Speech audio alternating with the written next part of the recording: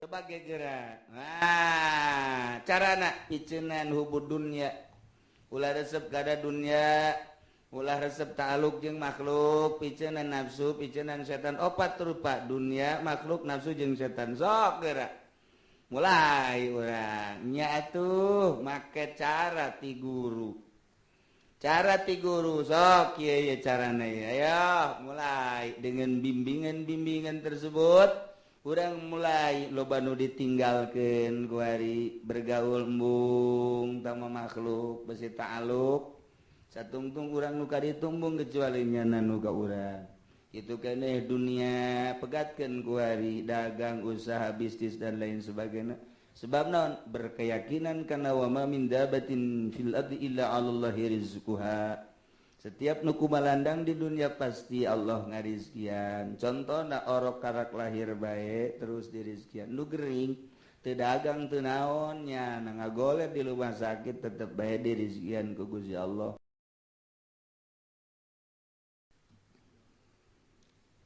Urang ieu hirup geus bersyukur ka Allah dijadikeun makhluk nu mulya ngaran manusia. Sanggeus dijadikeun manusia urang bersyukur kedua kali iman sanggeusna iman urang daek ngalaksanakeun perintah ngajauhan larangan takwa bersyariat disesuaikeun jeung pameulina urang mun meuli make syariat bae derajat urang derajat syariat. Urang mun meuli make thariqah derajat thariqah. Urang lamun meuli make hakikat derajat urang derajat hakikat. Usul ilallah aya anu melalui syariat can aya rasa. Aya anu melalui thariqat mengudag rasa. Aya anu datang ke hakikat datang ke rasa. Bahasa usul ilallah teh lain urang berangkat cara zahir min makanin ila makanin wa min maudhi'in ila maudhi'in eta mah zahir urang di dieu reka Purwakarta urang di dieu reka Bandung pindah urang tempat nu pindah ti dieu berangkat ka Bandung aya anu ditinggalkeun aya anu didatangan. Tapi urusan ka Allah mah urang mah teu kudu pindah-pindah. Cicing bae di mana bae Allah mah aya. Di mana bae ibadah ka Allah Allah mah nyahoeun. Tapakuran ku urang, resapi ku urang nu tilu macem. Nomor kahiji Allah teh neuleukeun ka urang teu pernah teu neuleukeun. Tanya awak urang pernah teu sadetik bae Allah teu neuleukeun teu pernah atuh urang selalu kadeuleu ku Allah.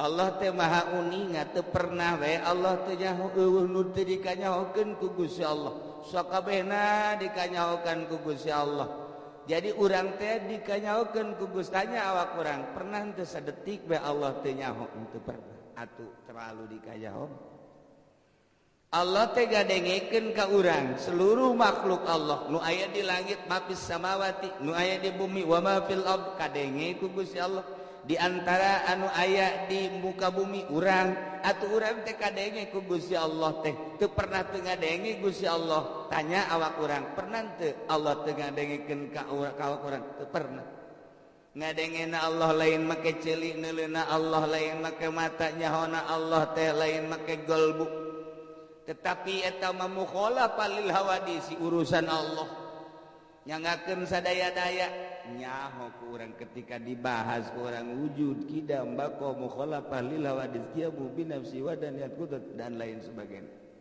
beres ngaji tauhid keluar nonton TV deui ya kan nu ceramah bae di luhur saudara-saudara hati-hati lebih-lebih sekarang wanita luar biasa bukan kita yang menggoda wanita bahkan wanita itu sendiri menggoda kita hati-hati harus banyak istighfar kita dengan keberadaan zaman yang seperti ini terutama godaan wanita jangan sekali-kali kita berburu nafsu wanita waduh turun di panggung yang nyetop trek mau kemana mbak situ tuh nggak ada mobil naik mama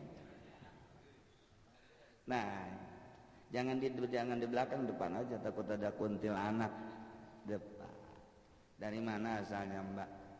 Saya dari Jogja. Oh, di sini tinggal di mana? Di Bojong.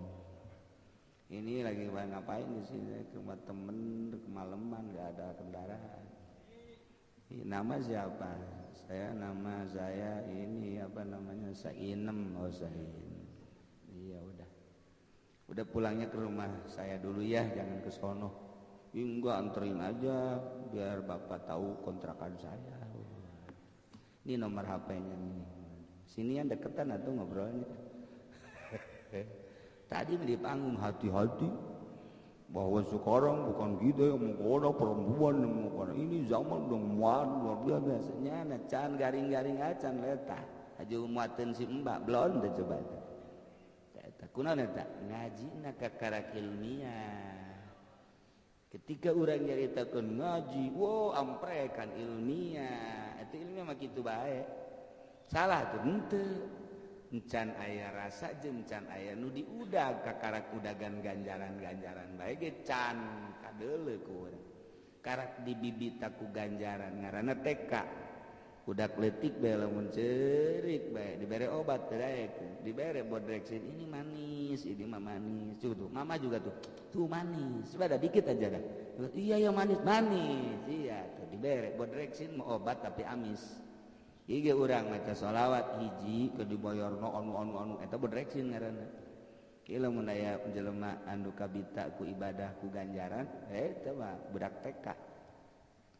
Budak TK geus ulah kabita ku ganjaran, mantap kadu tilok ibadah. Eta kitu bae kajen kuku mage mantap loba terjadi. Kiai ngunggahan muridna, kiai mamawa jahe, kiai aya di pendopo, kiai aya di anu atuh ilmu mah pinter, ilmu syariat. Ilmu syariat begitu baik udagan. Ketika naik saeutik wari urang dikerucutkeun.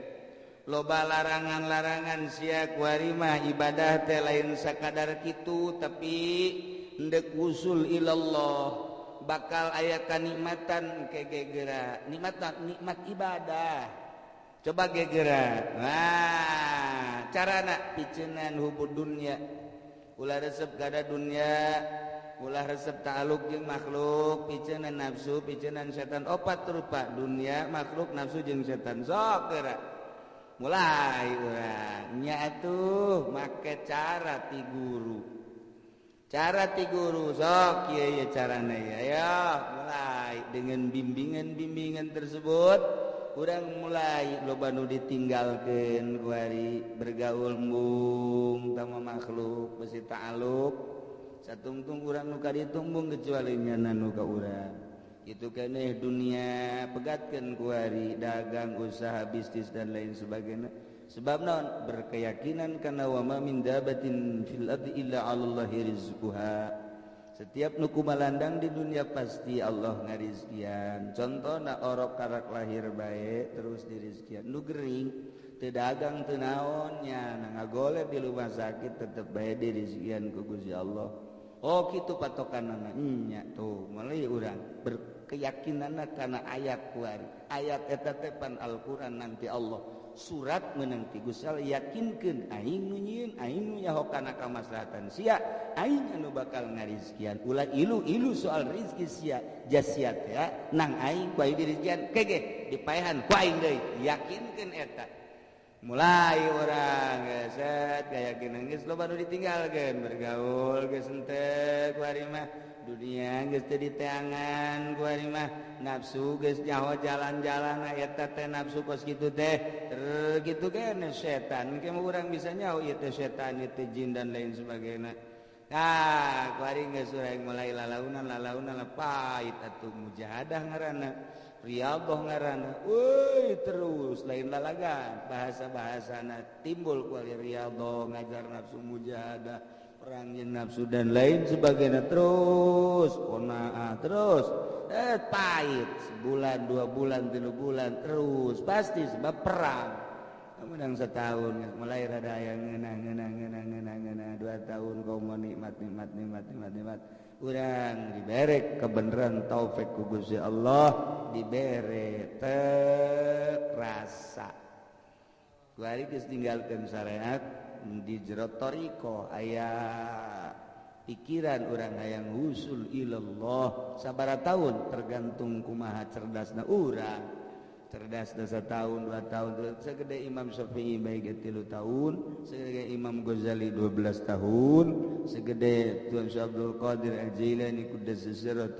tahun nyana leuleunganana baik 3 tahun darah radi lah geus bari usul jelema mah di dinya bae jadi lain pipindahan nu pindah mah zahir Allah mah teu kudu dipindah-pindah ja urang mah salat di masjid bagus jeung salat di masjid jore ja anu disembah nama Allah kene bae urang salat di mushola urang salat di masjid nu disembah na Allah urang salat di Madinah urang salat di Mekah urang salat di dieu nu disembah nama Allah perbedaan eta mah perbedaan nilai-nilai teh nang Gusti Allah bae dina Al-Qur'an adapun nu disembah nama tetep bae Allah perbedaan berang jeung peuting hanya pergeseran matahari ketika di luar berang ngaranna ketika di jero mah atuh peuting ngaranna nu kitu disembah nama Allah ngabedakeun berang jeung peuting perbedaan di dieu jeung di ditu perbedaan di masjid di mushola di imah Allah eta bae nu disembah teh di mana bae eta bae iraha bae eta bae mantap geus geus batak nu pas kitu mah salat teh geus di mana bae jadinya namanya salat teh jadi di mushola jadi di majelis jadi teu salat salat geus jaga sebab Allah teh geus menyatu bahasa menyatu teh teu beurang lamun lain keur ngaji lawan sebab atuh pan Allah mah khaliq urang mah makhluk mah nya khaliq jeung makhluk ngahiji ngan bahasa nyaritakeun rasa kecuali ya eta nginjem bahasa kos nginjem bahasa zat Allah mah lain zat itu zat masih kene makhluk ngan deui bahasa iwati eta nginjem urang zat Allah itu lain zat Allah mah tuh Allah pengen hese nyaritakeun atuh zat memurokab keneh ngan hese urang nyebutkeun anak nginjem bahasa heula saya kos kitu nah geus dirundung ku perasaan ku ari mah lamun tadi nyaritakeun Allah neuleukeun ku ari mah asa dideuleukeun lamun tadi Allah teh nyahoeun ku ari boga asa dideuleukeun dikajaw mun tadi mah urang ngabahas Allah teh kitu naon ngaranna ngadengkeun asa didengekeun nu batak kuari lantaran asa dideuleukeun asa dikanyaokeun asa didengekeun timbullah ayat wa nahnu aqrabu ilaihi min hablil warid Allah teh leuwih deukeut tibatan udah urang kurat geungerong atuh geus bae teu daya teu upaya manehna ja Allah kapan anu leuwih deukeut tibatan urang soranganna ge jauh jeung urang Allah nu leuwih deukeut nu mantak urang asa eueuh nu aya Allah geus bae ma fil wujud illallah itu bae geus leuleungan bisa hibar tah geus bisa hibar nu mantak lamun Nabi Usman salat di jalan raya nya nama isuk-isuk jam 7:30 usolli sunat duha Allahu akbar geus terus mobil hiji 2 3 macet atau mobil sugan polisi wanieun ka Habib Usman henteu kunaon hawana beda ka wali mah teu wani Allah makanya 8 rakaat Habib Usman mah pan lain cara 8 rakaat Habib Rozak atuh Habib Rozak pas salat di jemping-jempingkeun sakumaha enduro budak tuh Habib Ustaz lain Allah lambat macet tetep ke Petamburan tenang bae teu karasa geus beres doa karek polisi datang Bib mohon maaf Bib macet kenapa macet gara-gara Habib salat di sini emang salat di mana ini Habib salat di jalan emang ini jalan kirain musola perasaannya musola hese tuh kan urang mah musola pajar jalan raya teh salat urang mah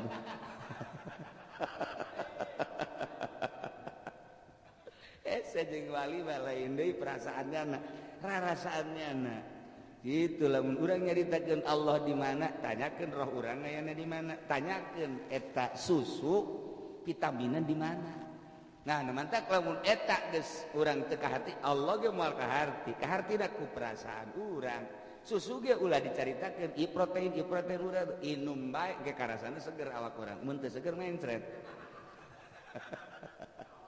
Nah ge karasa ku urang hayu bae ibadahan heula tauhid sing mantep nah ieu lah anu ngajurung fal maqulul li ajli wa huwa al-ba'itsu 'alal ismil mansub li taqdiyatil qudrat katutupan kudrat kudu aya anu ngajurung ngahudangkeun allati yuzkaru bayanan li sababi wuqu'il palisabiq anu ditutur buat ngajelaskeun kana sabab tu dibade pagawean anu geus ti heula dina azali urang teh kapan geus aya tulisanana di azali Zaid bakal jadi ustad, Zaid bakal jadi kiai, Zaid bakal jadi wali, Umar bakal jadi RT, Olin bakal jadi RW, Dadap bakal jadi lurah, gitu. Jokowi bakal jadi presiden. Moal bisa diganggu gugat geus aya ta tulisanana. Jadi KBG geus aya tulisanana di Lauhil Mahfuz, azali garana. Nah, tinggal kuari ngalaksanakeun mantap. Teka teu salah lamun teh mah guru mursyid jaritakeun urang mah lieur teu beda jeung wayang lantaran geus aya notana di ditu kuari tinggal ngalaksanakeunana wae lamun tulisanana urang pikiayeun pelaksanaan mulai diantarkeun ku kolotna ka pondok pesantren budak ge haju daekeun pesantren haju betah ju rajin deui ngajina tilok main bola, tilok nonton TV, teu boga HP, santri teh rapih sama budak teh sesuai jeung bakal jadi pikiayeun we ti dituna daek nalar Quran, daek nalar Alfiyah, daek nalar Johar Maknun, daek tular talar kabladieuna amil ku jana ditalar. Ngeus aing mah talar amil ge cukup bae geus. Ila manallahu min labina tu amilun, ya teu bae ditalar geus punya.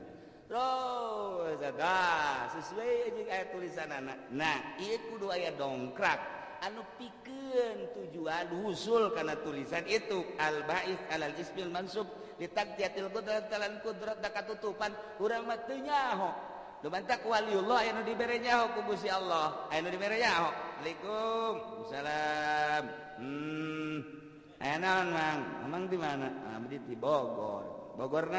Bogorna nyingcet saeutik di kota sabaraha kilo beak sendal jepit 12 waduh pagunungan meureun sia mah teu mah hikadi teh bau ojek acan caraku waduh siapa tetangga gunung gede meureun emang di dinya abdi mah waduh dipuncrot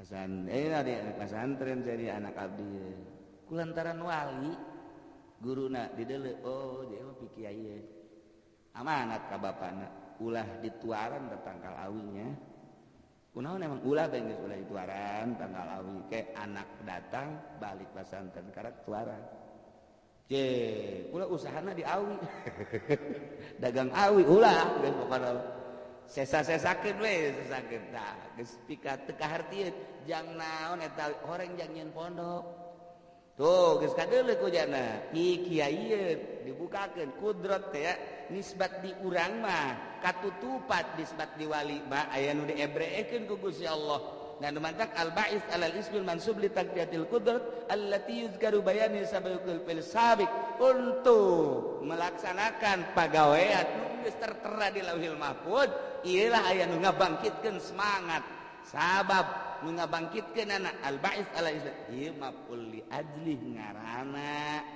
tuh kos kitu ieu di presidenan pasti naik bae sakolana. Pasti naik lain cara Habib Rojak betah di kelas 2. Guruna karunyaeun jasa istiqomah di kelas 2. Teu naik-naik. Jadi berarti teu bisa macanya namanya eta. Tah eta. Di kelas 2 bae di kelas 3 bae. Wah, berarti bade jadi presiden. Jadi presiden mah naik. Bahkan aya anu satahun 2 kali naik baheula mah.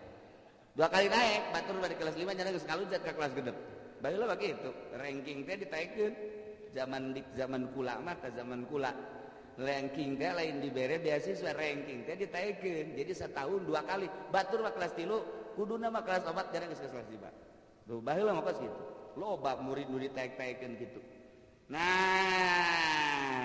iyalah naik blek jadi presiden. Itu bisa dihalangan kudrat Allah. Nemantak ketika memeh pencalonan kemari aya jelema anu gitu datang memenang mah tetep PDI cekeuna. Berarti Jokowi. Eta mah tasreh. Geus bukan menang eta bae. Nu ngomongna nu carang bohong, bahkan carang kapanggih jeung jelema ayana di Gunung Karang. Aya di Gunung Karang. Ini ayana memeh gunung anaon ka pertengahan Gunung Karang aya di pertengahan Gunung Karang aya jelema nu carang kaluar, incuna loba. Bejana umurna geus 300 tahun. Eta ngomong nu menang tetep PDI, nu jadi Jokowi. Wajan ku kumaha ge. Percaya teu percaya ngan tilok meleset nya bae. Ngan urang mah cek ngana tetep memperjuangkeun. Nama ya ieu ulah salah. Jadi kajen teuing itu nu bakal pimenangan berjuang mah titah nu ieu aya rahasiahan berarti ulah salah. Nah geus dijelaskeun kitu tasreh atuh deuk kumaha atuh ge bener pibuktianna bener. Jelema aya kene. Coba ge tanya Pakong sabaraha anu keluar. Siapa kadinya bae si jurusanana, nu teh teu kapangi-pangi. Coba aing ka ditu teu kapagi sebab di jerona aya pakongan. Tapi lamun mulus teu kapagi. Eta aya kele di Gunung Karang jelema nu hebat. Ibadah kadang ngora bae, kadang ngora tapi urang teu percaya geus buyutan buyut da incu aya. Incu nanggeus nyararita tapi eta jeung anak bae maron kolotan anak nya nang ngora bae. Ngora bae kos umuran 50 tahunan bae. Masyaallah hese nebakna. Kakalayangan nyana ka ugal kabupaten gawe kos kitulah aya jelema nu diciptakeun ku Gusti Allah. Nyana teh beureun geus dibukakeun kudrat teh bagi jana kadeuleu dibere inkisaf beureun ku Gusti Allah. Nah, kos kitulah wa minhu al-ijlal wa ta'zim allazi wa sababul fati. Urang ngagungkeun ka Gusti Allah dengan perasaan bakal jadi sababul fati. Kan urang ieu kuari mah teu dibere putuh urang mah. Nu mantak aya bahasa Allah maftahli futuhal arifin. Lamun geus dibukakeun ku Gusti Allah blak sakumaha Kangjeng Nabi dibukakeun blak ngomong gunung ya abdi jadikeun emas haju pake perang embung cek Kangjeng Nabi mun bahasa urang mah kitu teu hayang lah geus perang mah perang bae teu kudu make emas ente teu hayang Kangjeng Nabi urang mah diwirid supaya jadi emas apa nanti balik urang jauh jasa jeung Kangjeng Nabi mah gunung Uhud nawaran nek jadi emas silakan lieu aing pake berjuang bungin Kangjeng Nabi ai kuari kiai ngawirid supaya jadi emas dek dijual opo jauh jasa panjang Kangjeng Nabi teu dibere putu jauh hikmat eta ilmu ngajauhkan diri ka Gusti Allah ilmu hikmat bae eta jurig ilmu ngajauhan ka Gusti Allah ibadah bae geus ka Gusti Allah ayo bae engke bakal dibere sababul fatih ngan ulah kabita urang sababul sifatil kabir batlab wal ibtigha alladhi huwa sababul wusul ilal ma'rifat anu ngajadikeun sabab usul ilallah etalah jalan-jalanan nu tadi make perjalanan thariqah geus awak urang steril atuh mata ceuli segala rupa steril dahareun dan lain sebagainya aya cara-cara niat kitu kene zikir salat Allah kata nu merekna mah ngan moal misleuk mengarah ka dinya Allah ke merek adapun berekna mungkin setahun 2 tahun tergantung Gusti nu merekna ngan tetep dibere aya jelema geus hesein jasa kumasi aing mah norekat tapi can boga rasa kene bae seuri bae guruna ayu bae atuh sia mah ngaleungitkeun hayang eta nu ngahalangan ulah aya urang mah kuari bersyukur ge can bisa mimiti bersyukur jadi jelema kadua bersyukur beriman katilu bersyukur urang bisa ngaji katilu opat bersyukur urang bisa keur salat teh ya keur salat Allahu akbar nu geus paeh mah teu bisaeun salat aing mah hirup keneh Gusti ku dibisakeun salat ku Gusti pohara bersyukur urang tu lain maca Fatihah pan ka dieu tungtungan ngacokan siapa eta barasa geus teu kudu diomong-omongan mun ditarjamakeun seperti eta Allahu akbar insyaallah nu berbaring di rumah sakit bageus teu bisaeun nyebut Allahu akbar salat bari nantung aing mah Gusti alhamdulillah abdi masih keneh bisa salat di masjid nu agreng Allahu akbar bisa nyebut Allahu akbar bisa ruku batur manu di kuburan batur rumah sakit geus teu bisaeun nikmat anu luar biasa Gusti tuh tungtungna mah pan lain maca-maca pan ulah ka dieu lain eta perasaan-perasaan nu mantak nurun ala nurin yahdillahu li nuri ala may yasha nur ala nur hese jaritakeunana sebab dimensina terus naon kitu ngaranna naon ngaranna terus bertumpuk nurun ala nur yahdillahu li nurihi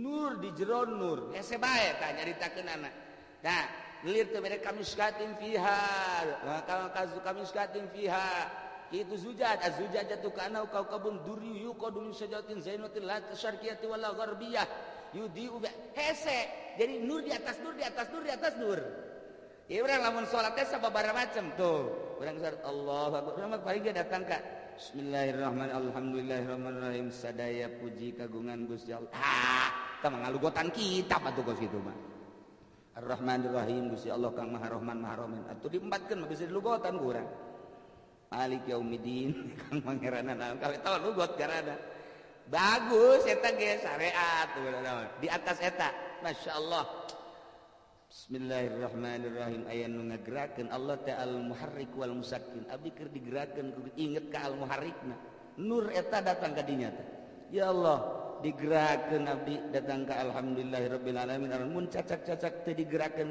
teu ngaleungitkeun makna nu tadi ku ari aya di luhur makna eta aya muharrik karasa geus teu kudu terjawab ieu mah keur carita amun carita mah teu hese pat ieu mah keur carita nanggeus numpuk dua dinya katilu bersyukur masyaallah batur nu geus maot geus teu bisa salat urang mah masih keneh bisa salat urang yang bakal nyusul cara itu satu ketika urang ge moal bisa salat seperti maranehanana manehanana geus aya di alam barzakh urang masih keneh aya di alam masih keneh bisa salat Gusti sameme abdi maot nek dibantep-mantep salat abdi nurun ala nur geus tilu ditambah deui ka ditu katawaduan urang nur datang ka katawaduan datang ka intisab engkena blak bae we dibuka calanana kadeuleur rembai buluna oreng buah jagong sia mah ka mana bae ngaji wali sih ka dinya tungtung nama yang balik bae lah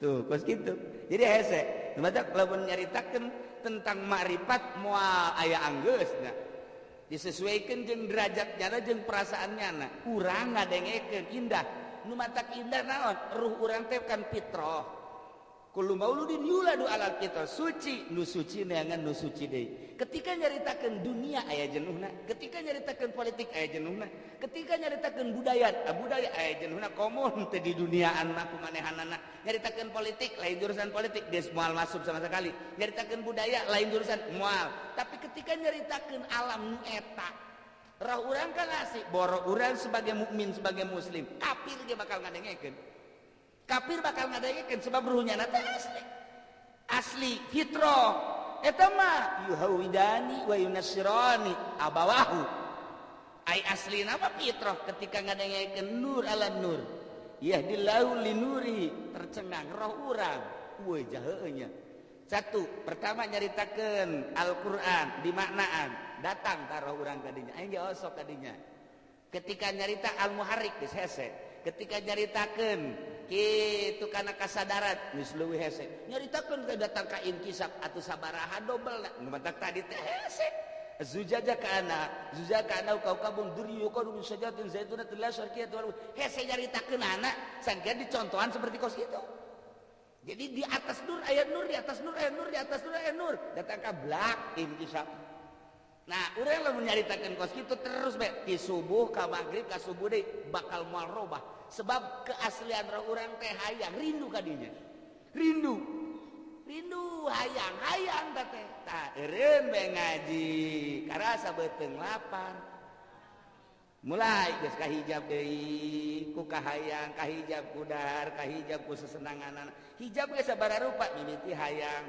nafsu apa lain kadua pelaksanaan niat apa henteu jang ibadah nomor katilu urang terlena ku kalazatan opat hijab ge sarua eujeun tadi ilmu makrifat nur di atas nur di atas nur ieu ge hijab di atas hijab di atas hijab di atas hijab deui masyaallah nu mantak urang mah teu bisa-bisa ge tah khusyuk lantaran hijabna waduh geus teu bisa dikeri geus teu bisa ieu kudu disertu nah iyalah wapul li ajli ibtigo alladhi huwa sababul wusul ila ma'rifatillah ngapalkan tuh hese nyupri karena sabab usul ya ayat tahap awal tahap 2 tahap 3 cara dan lain sebagainya. Ieu mah keur carita globalna seperti eta babul 45 wallahu a'lam.